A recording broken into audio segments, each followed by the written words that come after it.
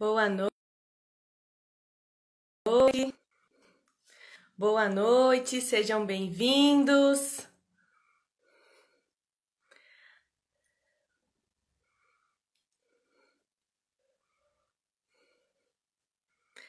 Boa noite a você que está chegando. Seja bem-vindo, seja bem-vinda.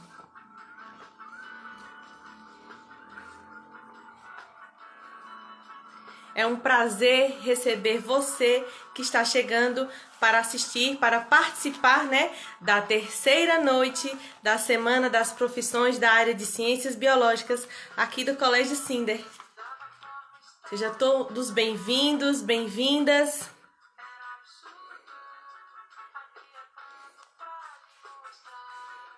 Já podem começar a comentar aqui embaixo, ó, com a hashtag Semana das Profissões, tá certo?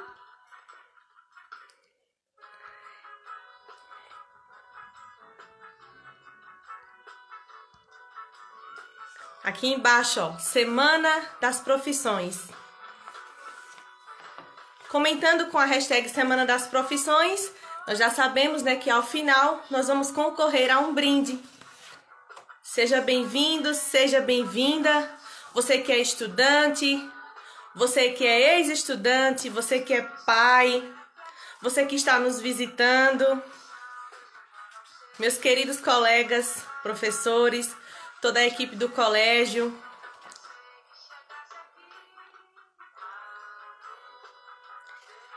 Conseguem me ouvir bem?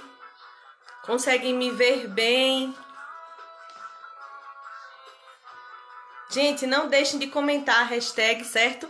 Semana das Profissões, tá bom?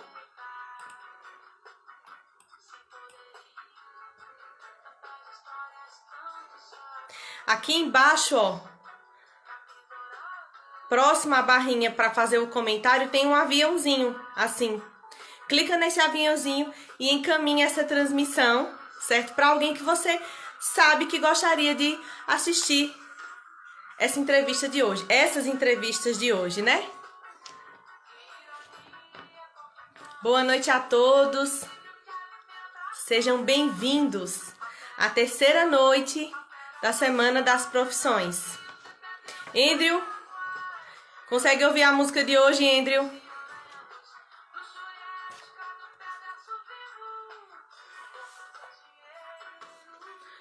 Toda noite tem uma trilha sonora, né? Para quem quiser ouvir depois, certo? A música de hoje é a música Absurdo, tá bem? Da cantora Vanessa da Mata. É uma música muito bonita, é um poema, na verdade, cantado, que ela retrata como nós, os humanos, não estamos cuidando da natureza. Muito bonita a música.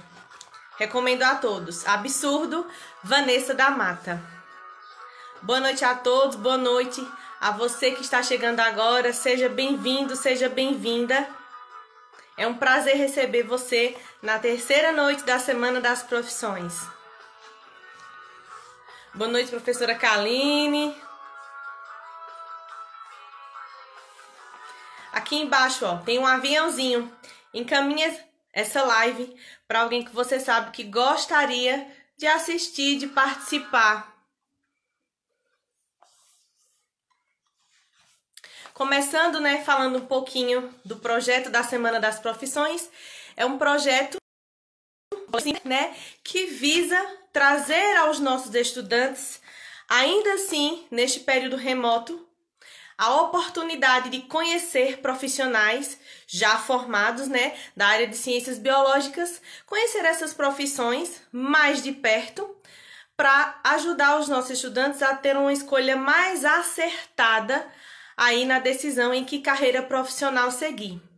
Muito importante, como a doutora Catiana dizia ontem, como o biólogo Rafael dizia ontem, é uma oportunidade única, que muitos não têm e que muitos não tiveram. Vejo que alguns pais estão aqui participando. Sejam bem-vindos, sejam bem-vindas. Continuem comentando, gente, com a hashtag Semana das profissões.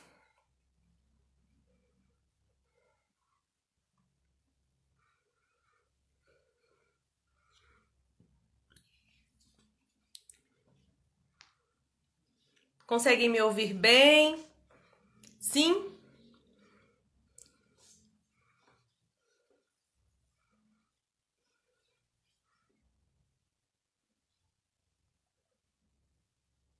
Conseguem me ouvir bem, gente? Sim, muito bem. Obrigada, Heloísa. Gente, vejam só, vamos começar, né, a nossa programação de hoje. Né? Estamos preenchidos com a palavra de Deus, após as belíssimas palavras do nosso querido professor Cláudio.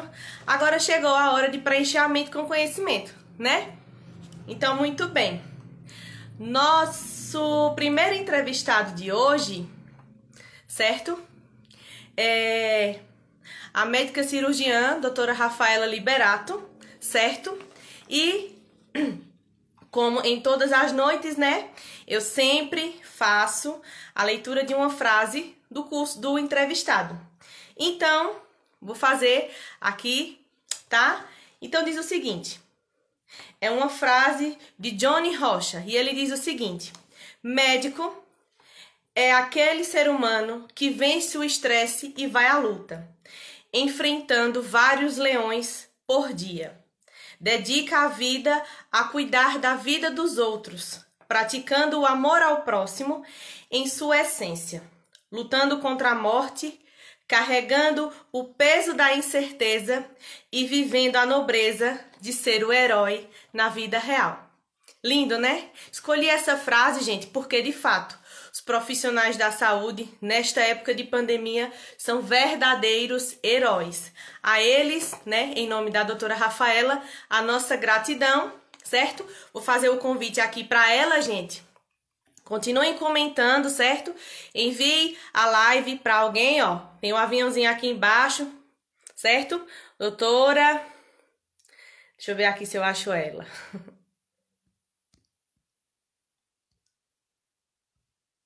Achei. Vamos lá.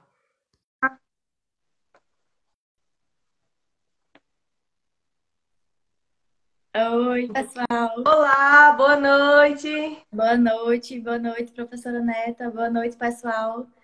Gostaria primeiramente de agradecer pelo convite, me senti totalmente lisonjeada. Espero trazer alguma contribuição para esses jovens que estão prestes a entrar na carreira acadêmica. Com certeza, doutora. Está tudo bem? Tudo bem, graças a Deus. Graças a Deus. Nós que agradecemos a sua participação aqui, certo? Vai ser uma honra, assim como os demais profissionais. Tem muito a acrescentar, né? Os nossos estudantes estão naquela época de o que é que eu escolho, o que é que eu faço, e esse contato, você vai concordar comigo, Rafaela, que ele é muito importante nessa fase decisiva da vida, né? Muito, totalmente. Inclusive, eu ia parabenizar vocês por essa iniciativa, porque não é todo colégio que tem essa oportunidade de proporcionar isso para os seus alunos. Muita gente entra na faculdade, em qualquer curso, assim, eu vou escolher tal curso, e entra e, assim, não era nada do que esperava. E, assim, em uma live não dá para a gente mostrar toda a nossa rotina, ver o que é bom, o que é ruim, mas, assim, dá para você, pelo menos trazer uma luz para esse pessoal, entendeu? Exatamente. Muito bem.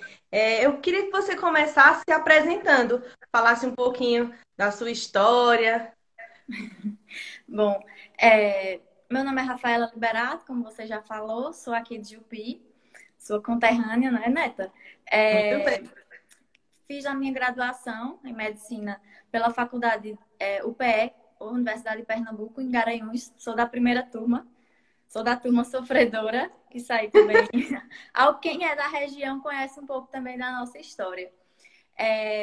Fiz a minha graduação na Universidade de Pernambuco, terminei em 2017. Logo em 2018, eu entrei na residência, que é a nossa especialização, né? No caso, eu fiz cirurgia geral. Eu sou cirurgiã geral pelo Hospital Mestre Vitalino, em Caruaru. São 2 anos de graduação, de residência, fora os 6 anos que eu já fiz na faculdade, não é isso?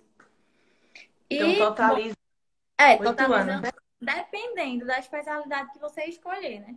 Porque, por exemplo, no momento eu sou cirurgiã geral, sou médica, médica generalista, sou cirurgiã geral, mas depois, se eu quiser, eu posso fazer uma nova residência, por exemplo, para atuar na parte de cirurgia pediátrica, por exemplo, cirurgia vascular, cirurgia urológica. E por aí vai. Entendi. Aí, dependendo da especialidade, são mais 2 anos, mais 3 anos, e assim E assim continua a segue, né? jornada. É. Muito bem. Então, eu vou começar com as perguntas. A nossa primeira pergunta é da nossa estudante Bruna, do terceiro ensino médio. E ela gostaria de saber se um médico que é especialista em uma área pode atuar em outra. De um modo geral, sim. Quando a gente termina a faculdade, que são os 6 anos, a gente está apto a exercer a profissão de médico generalista. O que é isso? Durante a faculdade, a gente passa pelas áreas básicas, que são pediatria, ginecologia e obstetrícia, clínica geral, cirurgia geral. É, essas são as bases, assim, por exemplo. Mas a gente estuda toda a gama de assuntos da medicina. Então, quando a gente termina a faculdade, teoricamente, a gente está apto a atuar em qualquer uma das especialidades. Mas, assim, não, eu não posso, quando eu terminei minha faculdade, por exemplo, colocar meu título como cirurgiã geral, entendeu?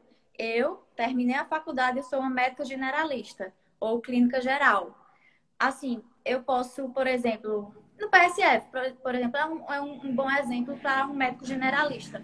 Porque no PSF aparecem pacientes com hipertensão, com diabetes, aparecem crianças, aparecem gestantes, aparecem pessoas com, tipo, dor de cabeça, cefaleia, por exemplo, uma dor no peito. A gente pode, de certa forma, cuidar desses pacientes. Se a gente sentir que não está apto para dar continuidade àquele tratamento, àquela investigação, aí a gente encaminha, entendeu? Mas aí eu não posso colocar assim, por exemplo, digamos, no meu consultório, no meu carimbo, que eu sou uma neurocirurgiã, entendeu? Eu sou cirurgiã geral e uma médica generalista. De uma forma geral, é isso. É porque entra por outras coisas, que pelo conselho, que tem algumas buraquinhos, mas isso aí não vem ao caso. Eu Mas de entendi, uma Rafa. forma geral é isso, sabe? Aham, eu entendi, sim. Com o professor acontece parecido, né? Uhum. Anda mais ou menos nessa É, linha, assim. Somos é. formados em especialidade, mas vez ou outra a gente atua em outra. Isso. Acontece também. Isso mesmo. A segunda pergunta, na verdade, são duas em uma. São de três alunos. Hum. Fizeram a mesma pergunta, que é de Andrew, Júlia e Nicole. Os três são do terceiro ano do ensino médio. E eles querem saber assim: há alguma preparação física e emocional para um médico cirurgião? Como são os preparativos pré-cirurgia? Veja só. Teoricamente, não tem, assim, nada que seja, assim, pré-requisito. Ah, para você ser cirurgião geral, como assim, para você entrar nas Forças Armadas. Tem aquela prova de aptidão física, não sei o quê. A gente não tem isso, mas, assim, geralmente quem escolhe são pessoas que têm que ter um pouquinho de preparação realmente psicológica. Porque as situações que a gente tem que lidar no dia a dia são as mais chocantes possíveis. Às vezes, você tem que ter muita cabeça, ser muito centrado para poder lidar com, tipo, a morte ali na sua cara, sabe? É, mas preparação psicológica não é exigida. Mas, assim, falando por mim, eu acho que eu teria que ter me preparado mais psicologicamente para enfrentar isso. Não é uma carga assim muito pesada, sabe? Plantões e você tá ali lidando com um momento de maior fragilidade de uma pessoa, que é no momento que ela não tá com saúde. Por exemplo, no acidente, que eu dou muito plantão de trauma. Lá no Hospital Regional do Agreste, no Hospital Regional do Moura, eu sou cirurgiã. E então, se alguém sofreu um acidente, um tiro, uma facada, quem vai atender sou eu. Eu já peguei de tudo, você imaginar. Facada na cabeça, machadada, enfim, eu não vou falar muito porque tem gente que não gosta da área, então vai acabar se assustando. Mas, por exemplo, paciente que chega com a barriga aberta, com as tripas do lado de fora, enfim. A gente tem que estar preparado para lidar com essas situações. Fisicamente também é uma carga bastante pesada, porque às vezes você entra numa cirurgia, pode ser uma simples apendicite, a gente vai tirar só o apêndice de uma pessoa. Mas essa cirurgia pode se transformar numa grande cirurgia que você passa 5 horas lá em pé, sem poder ir ao banheiro, sem poder beber água, sabe? Então, de certa forma, e em pé. Eu até brinco que as minhas meias de compressão são minhas amigas desde o começo da residência. Que aí também a residência principalmente a residência de cirurgia geral, é uma carga psicológica muito grande, principalmente para a mulher, porque hoje em dia ainda, infelizmente, o mundo é muito machista em todas as profissões. Isso é indiscutível. Pode vir qualquer pessoa dizer que não existe, mas a gente sabe que existe. Então, na cirurgia geral, é um mundo muito machista. Então, se você escolher, você tem que estar preparado para saber lidar com vários tipos de comentários. Ah, porque cirurgia não é para mulher. Ah, não sei o quê. E principalmente também outra questão, né? Vocês não me conhecem, mas conhecem a professora Neta. Eu sou um pouquinho mais alta que ela. Então, imaginem também outro preconceito que eu sou. Sou mulher, sou baixinha e sou cirurgiã. Alguém vai chegar e vai dizer, meu Deus, essa menina aí é cirurgiã? Enfim, esse tipo de carga psicológica que a gente acaba enfrentando também. Tem que estar preparado para lidar com todo tipo de coisa. Entendeu? Entendi. Eu sei como é isso de ser baixinha. É usar a metade do quadro, a metade de cima ficar em branco. Pois é, no meu caso, nas cirurgias, eu boto a gente chama um estradozinho. Que é como, acho que em algumas escolas também tem aquele tablado, né? Pronto. Uhum. Para eu poder operar, às vezes eu coloco um estradozinho. Veja só, a próxima pergunta é da nossa estudante Rita, do nono B. Eu já vi ela comentando por aí, ela está assistindo. Ela quer saber quais os requisitos que te levaram a escolher a cirurgia como a sua área de atuação. Veio. Primeiro, quando eu entrei na faculdade, veja só que loucura. Eu queria fazer neuro. Queria fazer neurologia porque eu era fissurada. Quando eu entrei, foi aquela decepção. O professor não era muito legal, enfim, não vou nem comentar isso. Aí tirei esse negócio da minha cabeça. Aí cada matéria que eu ia rodando, cada estágio que eu ia passando no hospital, eu digo, poxa, eu gosto disso, eu gosto disso. E eu, assim, não me identificava com tudo, mas não batia aquele amor. Aí quando eu rodei em cirurgia, no primeiro dia do estágio, eu disse, meu Deus, eu quero isso pra minha vida. Eu quero isso pra minha vida. Só que aí tinha aquele negócio, tu tem cara de pediatra. Tu tem cara de pediatra, por que tu não faz pediatria? Não sei o quê. Aí eu fui, né, pensando, eu digo, eu devia fazer pediatria mesmo, né? Só que uma coisa que eu percebia é que na cirurgia tudo é muito mais resolutivo. O que é isso? Por exemplo, na medicina, por exemplo, a neurologia mesmo, é um mundo fascinante. Mas o que também, uma das coisas que fez que eu perdesse o interesse pela neuro é que você descobre toda a doença do paciente, mas no final o paciente fica com uma sequela. Você não pode fazer muita coisa pelo paciente. Você não tem um grau de resolutividade que a gente tem na cirurgia. Por exemplo, lá no Hospital Mestre Vitalino mesmo, eu já operei um paciente de 15 anos. O paciente chegou com apendicite, demorou a ser diagnosticada, que geralmente a gente consegue diagnosticar entre 1 a 2 dias. Ele passou mais de 15 dias sem diagnosticar. Após 2 dias, geralmente ela pode entrar num processo até de supurar, enfim, perfurar o intestino, que foi assim como esse menino chegou. Tinham 5 litros de pus na barriga desse menino. A barriga dele parecia uma porta de madeira, que a gente tocava assim, de tão dura que estava. E esse paciente nem falava de tanta dor. Ele sentou assim na maca. Eu disse, meu Deus, ele tá sentindo muita dor. Tava assim, desculpa a palavra, lascadinho, sabe? Bem largado.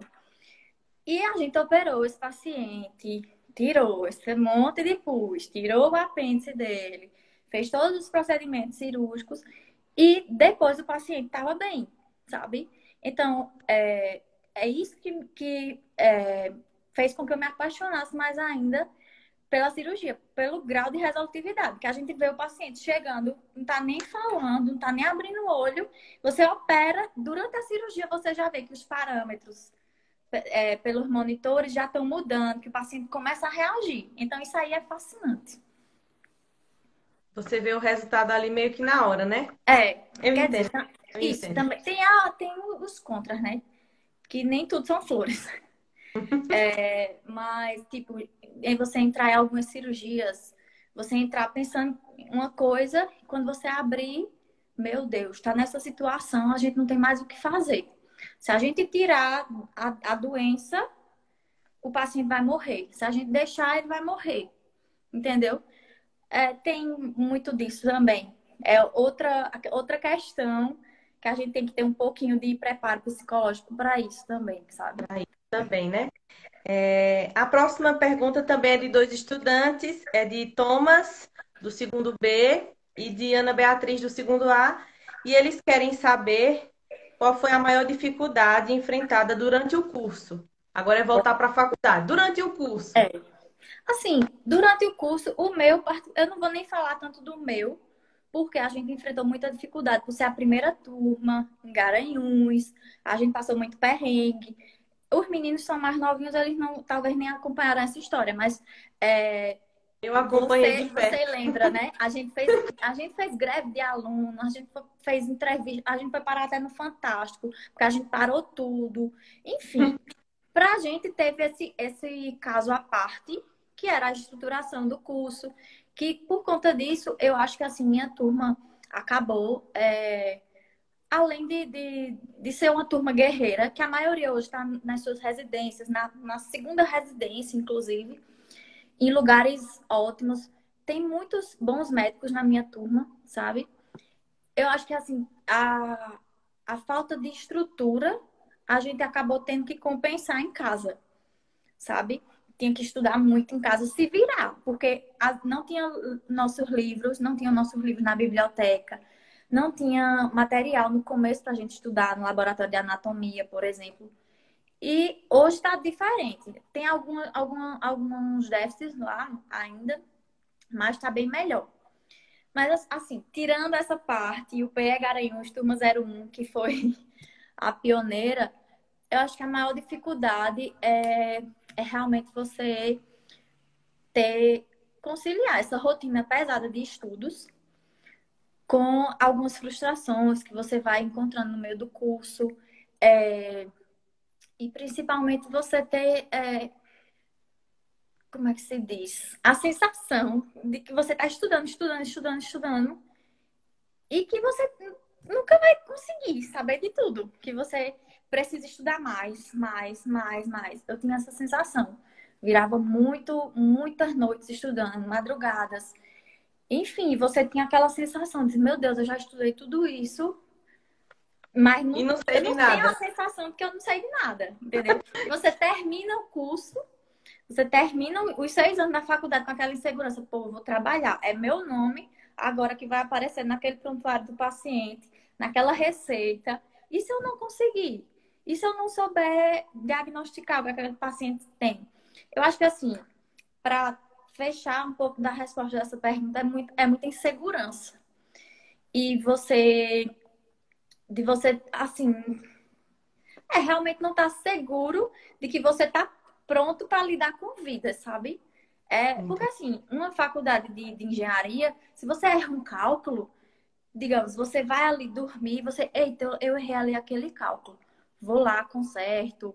Ou então, no meio da obra, você pode ter a oportunidade de consertar. Mas a gente, se eu errar a dose de uma medicação em um pronto-socorro, o paciente pode morrer. Se eu deixar de passar alguma medicação para um paciente que está infartado, por exemplo, o paciente pode morrer. na minha frente.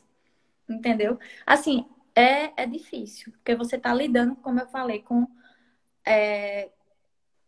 o paciente na hora que ele está mais fragilizado, que é a hora que ele não tem saúde. Ele não tem saúde. A próxima pergunta, Rafaela, também são de dois estudantes. Eduardo, do primeiro A, eu já vi ele comentando por aqui, e Ana Beatriz, do segundo A. E eu também vou me colocar nessa pergunta, viu? Eu quero saber como era a sua rotina de estudos. Eu queria que você, por favor, Rafaela, repetisse assim, rotina pesada de estudo, porque tem aluno que não entendeu o que é rotina pesada, entendeu? Veja, e é pesado mesmo. Assim, um paciente, oh, meu Deus, um estudante, até do colégio mesmo, que ele já quer medicina. Ah, eu quero medicina. Meu amigo, pronto. Prepare-se para o inferno na sua vida. Porque eu vou falar da minha rotina desde o cursinho, certo? Minha rotina do cursinho, sem falar Já chego lá, calma. Porque aí nessa parte aí, acho que dava uma live completa. Eu chegava no cursinho 7 horas da manhã, ficava até 10 da noite. 7 da manhã às 10 da noite, em um cursinho que eu fiz cursinho em Recife. Um cursinho chamado Fernandinho. Não sei se alguns conhecem, enfim. Eu levava minha marmita. E nesse horário eu tinha alguns horários preenchidos por aula, mas a maioria eram horários de estudo, nas salas de estudo de lá. Então, isso de segunda a sábado. De segunda a sábado. Sábado eu ficava até meio-dia, que o cursinho só era aberto até meio-dia. E no domingo eu também tinha um horário de estudos, ou seja, era uma disciplina absurda. Para vocês terem uma noção, na época que eu entrei, era Orkut, MSN, eu acho. Acho que tinha MSN ainda. Não tinha Facebook, não. Minha irmã pegou as minhas senhas e eu saí totalmente das redes sociais. Na época eu morava em Recife e minha família, meu namorado morava aqui em Jupi, eu praticamente não vinha. Passei um ano inteiro, que foi o do ano que eu passei, que ainda tem esse detalhe, viu? Que medicina é uma coisa muito concorrida e muitas vezes você não consegue entrar no primeiro ano. Então, eu passei o terceiro ano, que eu já fazia terceiro ano e cursinho, vivia louca, e mais 3 anos só de cursinho, que eu não passei logo de primeira. Enfim, isso antes do vestibular. Era essa rotina louca. Tinha horário assim, almoço, de 12 a 1 só. Pronto, agora eu vou fazer redação. Fazia redação toda semana. Questão, questão, questão, revisão, revisão, revisão. Mas assim, no final do ano, assim, agora que o Enem é mais cedo, né? Mas geralmente no final do ano eu já estava mais tranquila, já dava só para revisar. Eu não deixava muita matéria acumulada. Acumular. É, enfim, eu conseguia me organizar. Disciplina, paciência e persistência. Eu acho que são Persistência, né? as três palavras-chave para um estudante que quer é, entrar numa faculdade de medicina. Bom, você pensa que acabou, entrei na faculdade, vai virar mil maravilhas, tal. Você é universitário. Meu amigo, você não sabe o que é que você, mais uma vez, no segundo inferninho que você entrou. Por quê? O curso de medicina, ele é um curso integral. O que é um curso integral? Você estuda pela manhã, você tem aulas manhã e tarde, a maioria dos dias. Isso às vezes sofre algumas alterações, dependendo do horário dos professores, mas de uma forma geral, as aulas são manhã e tarde, certo? E você tem a noite para estudar e a madrugada também, porque assim, os livros são absurdos. Os assuntos, tipo, o assunto de uma aula, por exemplo, vou citar agora, de fisiologia. O professor dá uma aula, 4, 5 capítulos. Ele deu uma aula com 120 slides, por exemplo.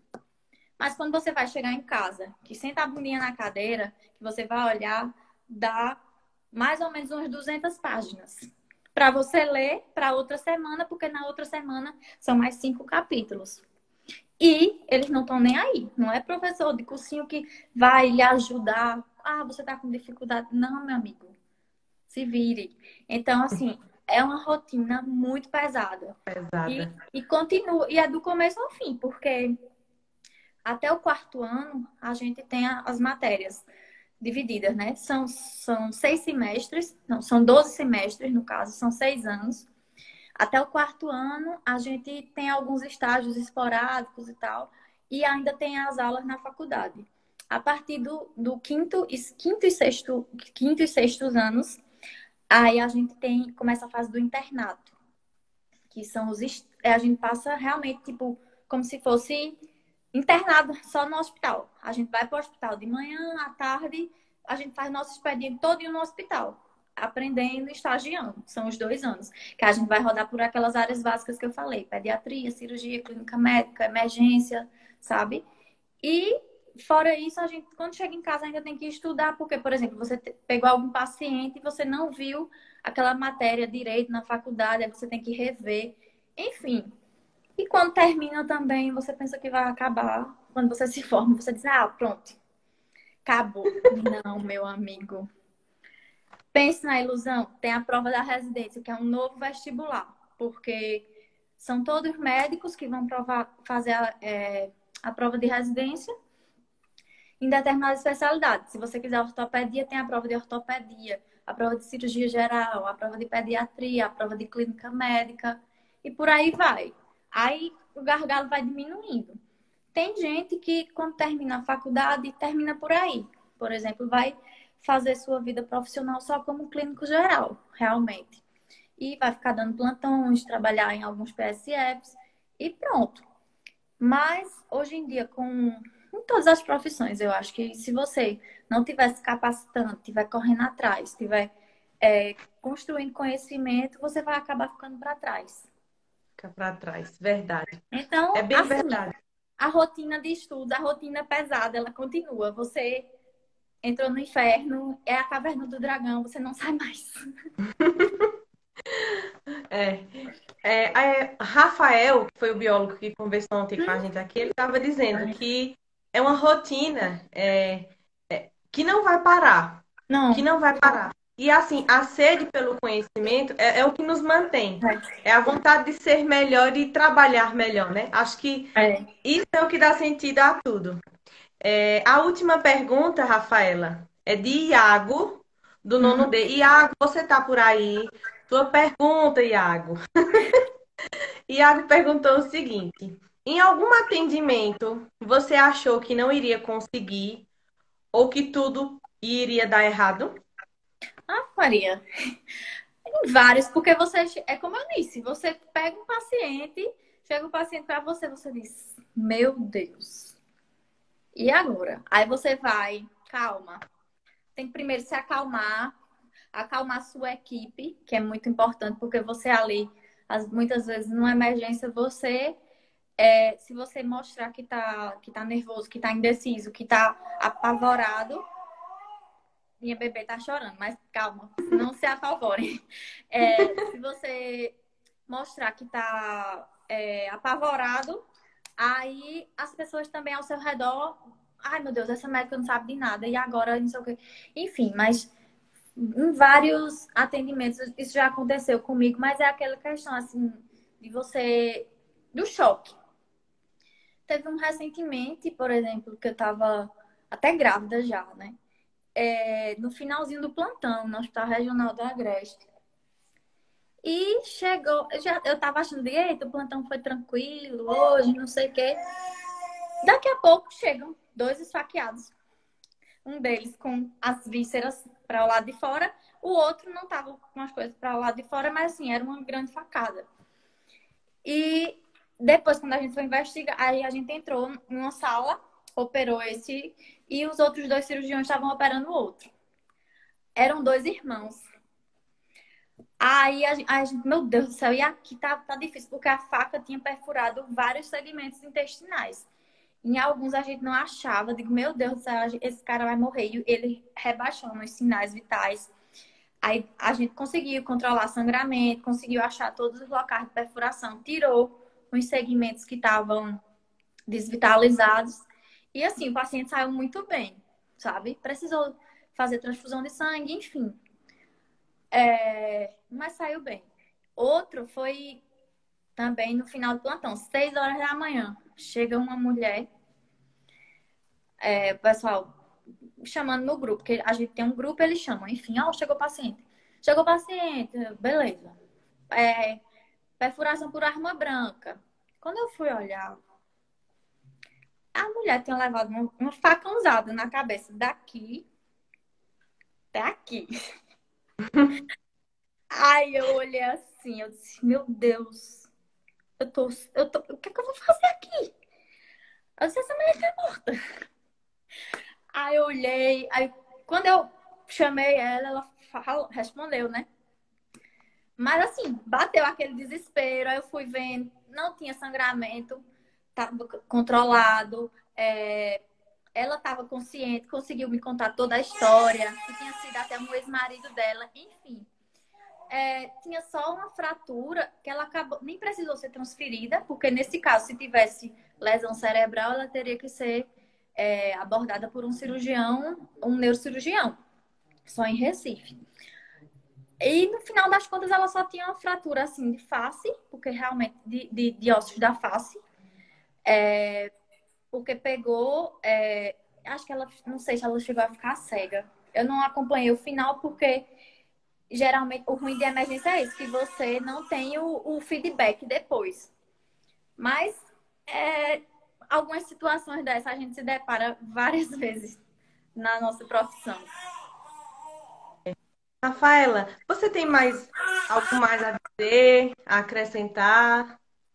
Bom, eu acho que eu falei até demais, porque quando eu desinvesto, eu sou muito tímida, mas às vezes quando eu desinvesto eu falo muito. Assim, acho que minha contribuição maior é tentar trazer a informação de que, assim, a medicina não é tudo lindo, maravilhoso. Tentar não romantizar a medicina para aquelas pessoas que querem realmente fazer medicina. Que não é um mar de rosas, certo? E que a palavra-chave as 3 palavras-chave de novo: paciência, persistência e disciplina. Só isso. Muito bem, são palavras importantes realmente para a vida de qualquer pessoa, eu diria. Rafaela, eu quero agradecer demais, demais mesmo, Eu que por sua agradeço. participação, por sua contribuição, foi maravilhoso. Eu tinha alguns alunos que estavam ansiosos para te ver, Ô, mas eu louco. acho que tem uma pessoa aí que está mais ansiosa ainda para te ver. É. É. Eu vou lá pegar ela. Obrigada, viu, querida? Obrigada a vocês.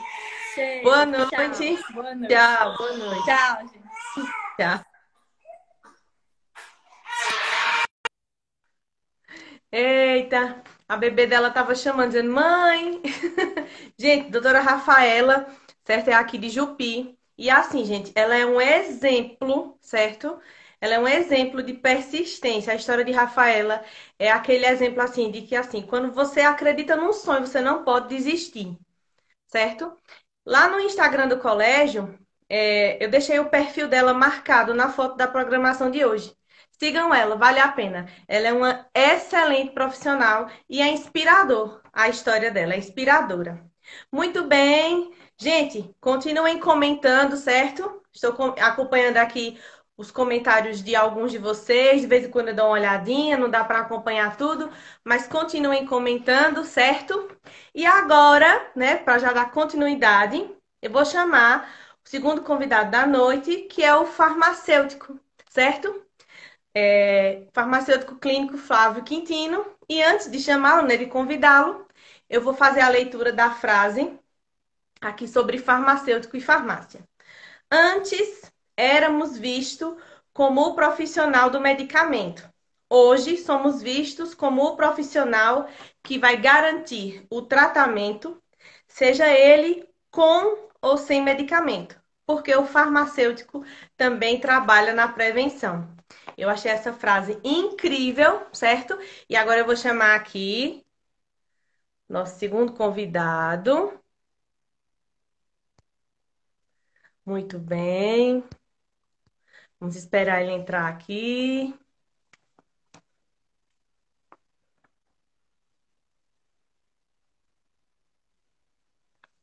Estou aguardando. Muito boa a frase, né, Gabi? Verdade.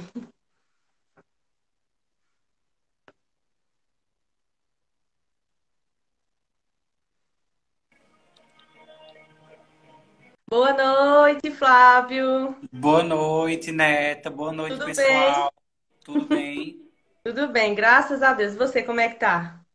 Tô bem também. Apesar da correria nesse período de pandemia, né? É, nem me fale em correria, viu? E a gente tá trabalhando dobrado, mas tá tudo bem. Tá tudo bem, né? Graças a Deus, Flávio. Eu queria, né, pedir para você já se apresentar aqui para os nossos estudantes. Tá, então vamos lá. Como Neta falou, eu sou Flávio Quintino, sou farmacêutico clínico, né? Antes, quando a gente se formava, a gente já se formava generalista. E aí, minha área de atuação realmente é a área clínica.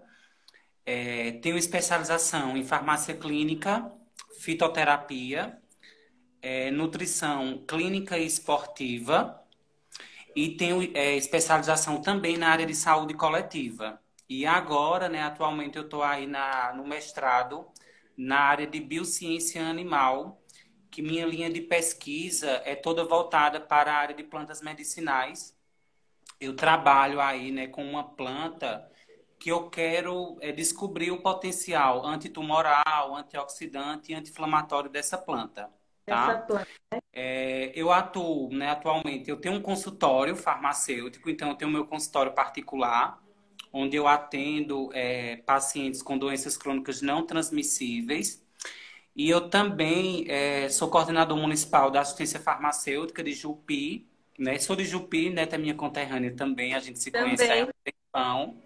E trabalho no hospital de Saloá, onde eu também sou coordenador municipal da assistência farmacêutica, e trabalho também na central de abastecimento farmacêutico em Paranatama. Então, no SUS, eu trabalho nesses 3 municípios, né? E além disso, eu sou professor de graduação e pós-graduação dos cursos de farmácia, fisioterapia e enfermagem, na área de farmacologia e bioquímica.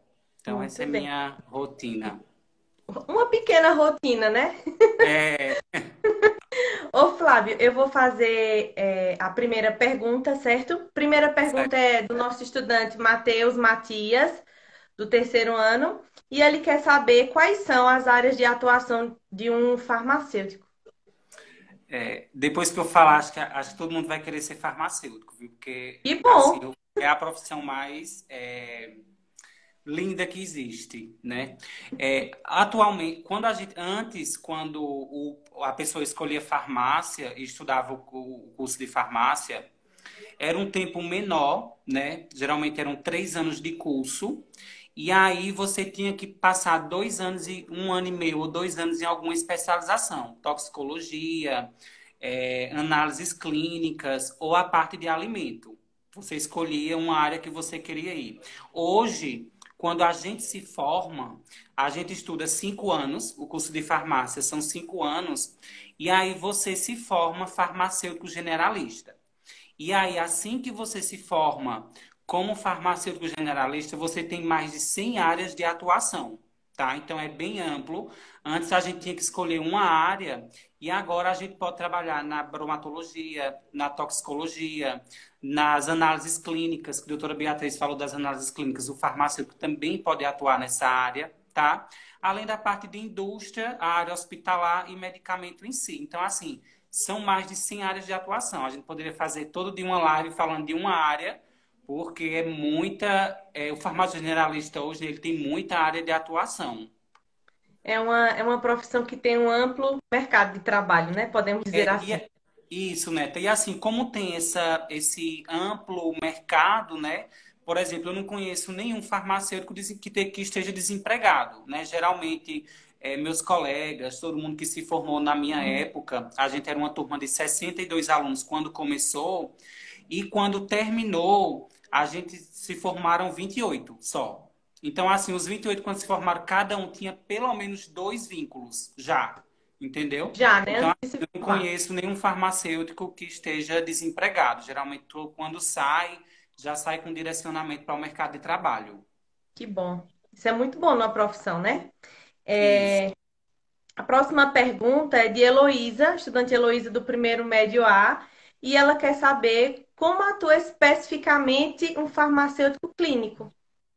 Ah, certo. Então, assim, foi uma área que eu escolhi para me especializar, né? Então, eu fiz 5 anos de graduação e aí fiz mais 1 ano e meio de especialização em farmácia clínica. O que é essa farmácia clínica?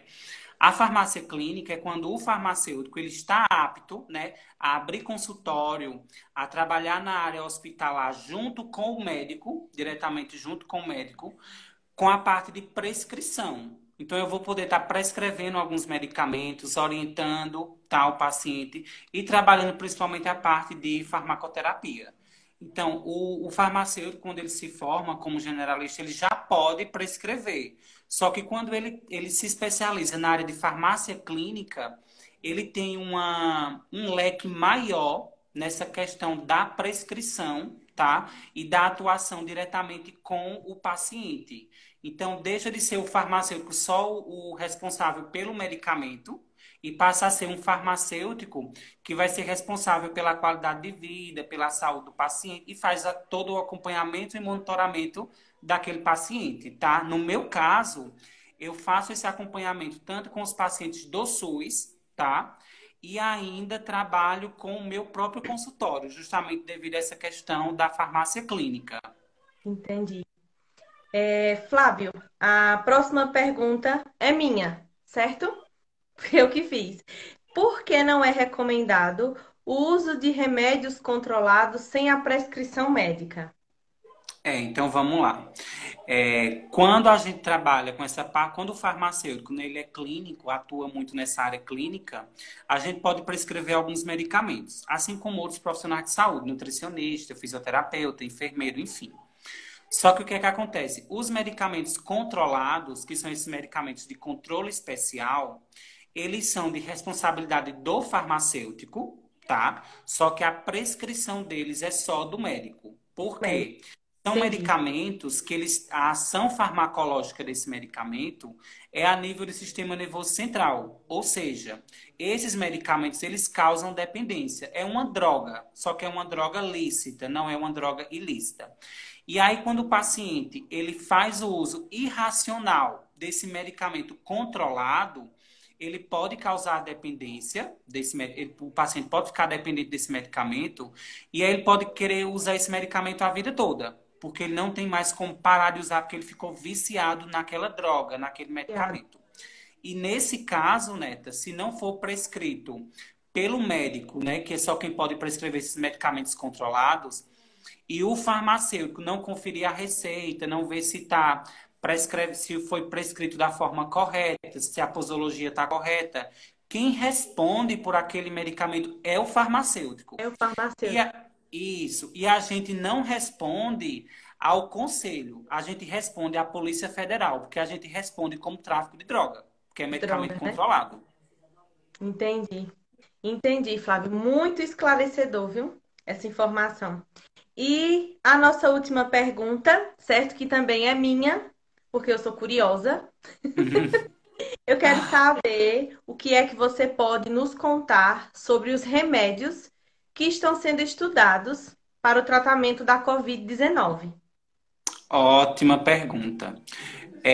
Nessa parte agora de medicamento do Covid, todo dia muda, né? Hoje é uma Todo dia droga muda. nova, amanhã aparece outra droga. E o que é que acontece? Hoje a gente só vai ter um tratamento específico quando sair a vacina. Enquanto não sair, vão aí surgindo drogas e a gente vai estar trabalhando, estudando e vendo o que pode melhorar as condições clínicas do paciente. No caso hoje do tratamento, né, para a COVID, a gente pode usar, né? Depende aí da anamnese que vai ser feita do paciente, das condições clínicas do paciente. Mas aí o ranking hoje dos medicamentos usados são hidroxicloroquina, embora muitos ainda falem, mas ela é usada sim, principalmente no âmbito hospitalar. O que acontece é que não pode ser usada de forma irracional. Depois a hidroxicloroquina, às vezes a gente está com falta da matéria-prima. Tem a cloroquina, que é diferente, embora o nome é parecido, mas são medicamentos diferentes. E aí vem a ivermectina, a azitromicina, oseltamivir, tá? E a vitamina C com zinco. Então, na terapia, inclusive no âmbito hospitalar, a gente está usando esses medicamentos. Embora muitos deles estejam escassos, porque quando sai qualquer matéria sobre a questão do medicamento, o pessoal eles começam a comprar esses medicamentos de forma descontrolada e sem prescrição, sem orientação, e aí acaba faltando o medicamento para quem realmente precisa, Precisa, né? né? E aí a gente está nessa luta em relação a esses medicamentos. Agora tem alguns medicamentos injetáveis que também são usados, porém em menor proporção, porque geralmente é quando os pacientes eles estão ali no tubo, como a gente fala, os pacientes estão entubados. No caso aqui da nossa região, a gente não tem hospital. Os nossos hospitais eles não são referência para a Covid. Então, um exemplo, em Jupi, o paciente ele está grave, ele vai pegar uma senha e vai transferir esse paciente para um hospital referência. Então, assim, os medicamentos básicos são esses que eu falei, tá? E quando é um medicamento mais especializado para estar tratando esse paciente de Covid, tem que ser realmente no hospital referência No para isso. hospital. Entendi, entendi. Cláudio, olha, eu tô pensando no professor Cláudio. Eu tava assistindo a live dele. Flávio, quero agradecer demais, demais, demais sua participação. Sei da sua correria, Foi uma manobra, né, para você estar participando aqui hoje. Nós sabemos É, bem disso, mas muito obrigado, viu? Tenho certeza que os estudantes gostaram muito. Alguns estavam esperando só para te ouvir falar. Muito, muito, muito bom mesmo. Muito obrigado, meu querido. por nada. E assim, parabéns pela iniciativa que vocês tiveram de estar apresentando as profissões, né? E aí, quando você quiser falar algum momento para a gente falar de alguma coisa específica de medicamento, específico das ciências farmacêuticas, pode estar me convidando, porque a gente tem Tá? um tempo maior para estar conversando especificamente de algum assunto. Ai, que bom. Já gostei dessa notícia. Flávio, obrigada. Tá? Um beijo. Boa noite. Deus te abençoe, querido. Por Tchauzinho. nada. Tchau. Tchau. Tchau, pessoal. Gente, que noite, hein? Que noite. Vejam só. Vou chamar a tia Érica, certo? Aqui rapidinho, para ela fazer o sorteio do brinde, certo? E enquanto tia Érica entra aqui, certo? Cadê ela? Olha ela aqui. Enquanto tia Érica entra, certo? Para fazer o sorteio, eu vou dizer para vocês a nossa programação de amanhã, que está imperdível também. Amanhã nós vamos entrevistar a doutora Natália Simões, que é veterinária, e a enfermeira Mariana Vanderlei. Oi, tia Érica! Esse rostinho aí Olá, vocês boa já noite, conhecem, tia né? Neta. Boa noite, A minha assistente Isabela. oficial. Muito bem, eu Mulher, gosto se ela não assim. vier, nunca vi. Ela vem toda vez. Mas eu adoro, adoro, adoro. Venha todas as vezes. É isso mesmo.